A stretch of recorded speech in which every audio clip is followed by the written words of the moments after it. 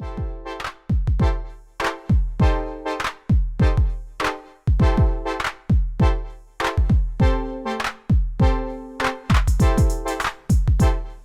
guys, 14 Pioneer here, back with another custom review, and today we look at the Transformers Allspark Power Stealth Starscream. So here he is in his jet mode. We'll look at him. So let's take a quick look at the paints. So of course I did use my normal gray and white surface primers, even though the white one never has a sticker. I don't know why. They just don't. I don't know. Also my semi-gloss clear, or a clear coat if it'll focus. Then I use some TS16 yellow, some TS17 gloss aluminum, TS29 semi-gloss black for the focus a little bit better, as well as AS2 light gray, and then some hand paints, some chrome silver, gold leaf, bit of bronze. I don't use bronze very often, do I? I had like a single bottle of it that was unopened. Some semi-gloss black. And finally, sky blue. Now, I had a lot of different ideas for this custom because, as you can see, it is not a recent Legacy or War for Cybertron toy like everyone else. So my first idea was to use the Legacy Skywarp, the core class one, because the original one was small. But then I was like, no, everyone else is full size. That looked dumb. So then I thought the Siege Seeker mold, but it's supposed to be a more earthly jet, so I didn't want to stray from that too much. So I was like, all right, why not Earthrise Skywarp? And then I forgot how much Earthrise Skywarp went for, and I said no. And then in planning all of this, I totally forgot that I had a Robots in Disguise 2015 Skywarp that I've been trying to sell off this whole time. And to no avail. So I was like, hey, why not use that? And we landed on this. And it even works in raw mode for reasons I will explain when we get there.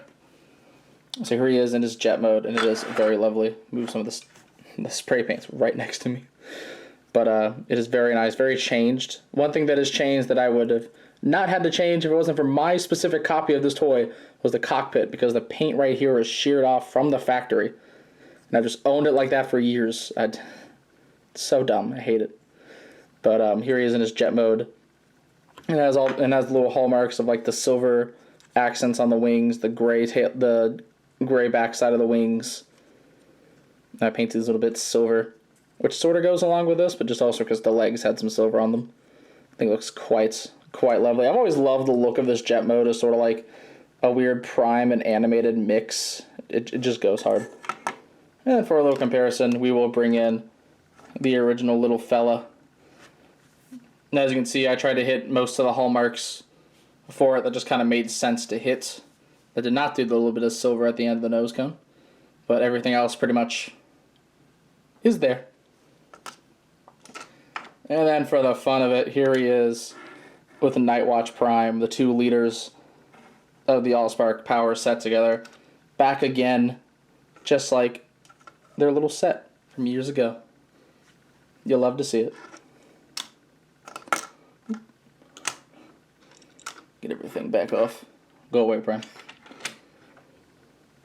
But anyways, that is pretty much it for his jet mode. So let's go ahead and get him into his robots mode. And here in raw mode, he still just looks a lot like Skywarp. I mean, that's just kind of what Stealth Starscream's colors are. It's like if Skywarp decided to give up being purple. He's like, I'll make gray my thing. But it still does look quite nice. Let's go ahead and get a little close-up on the head, which does look very, very lovely. I did try to pack in some Allspark blue to him, because him and Optimus I felt like should have the most.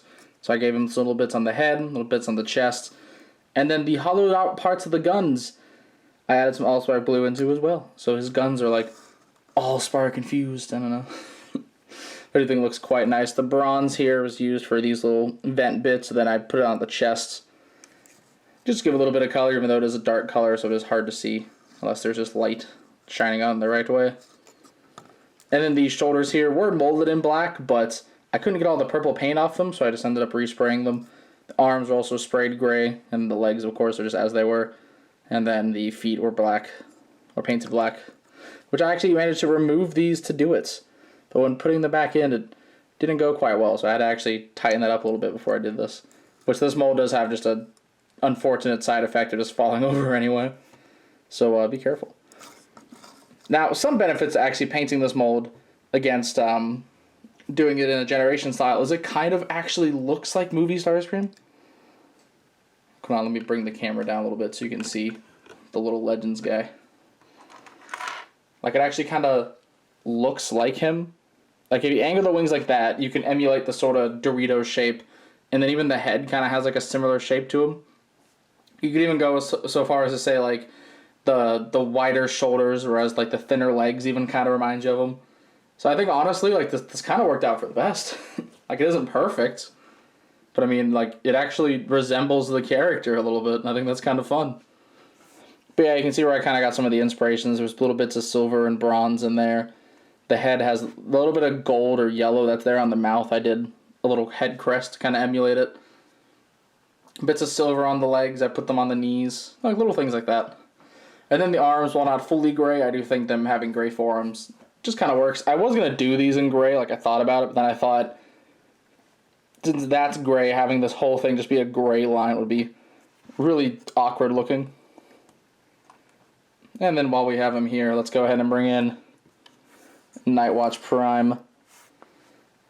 Get the camera angled in a better position. And once again, the duo are back. This is the only, like, 2-pack I technically adapted. And I love it. I love having the boys reunite again. Because there's, like, Nightwatch Prime has, like, a little bit of a cult following, from me included.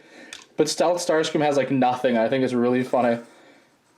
I think I even made a meme about it at one point, just because it's just, like, Nightwatch Prime became so popular with, like, Bayverse fans as, like, one of the really good repaints from that year, whereas Stealth Starscream just...